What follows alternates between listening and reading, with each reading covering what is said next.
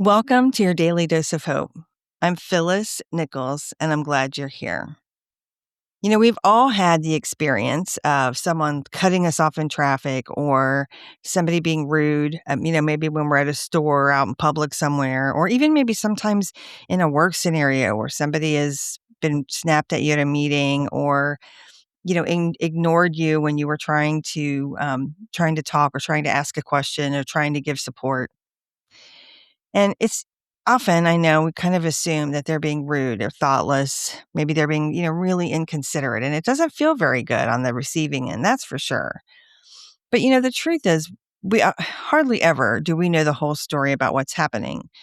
The person who seems distracted may have gotten difficult news, or maybe the person who's impatient is caring for a sick child or themselves don't feel well.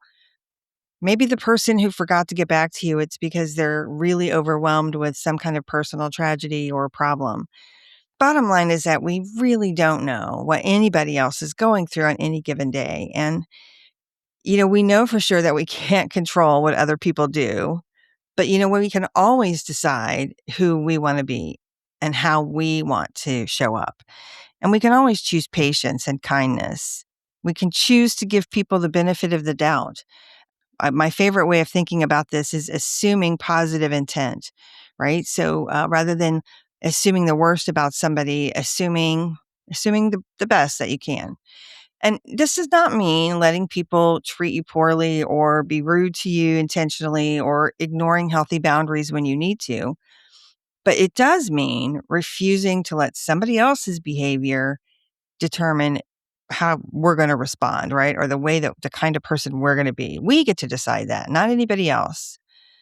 So today, hopefully you have a great day.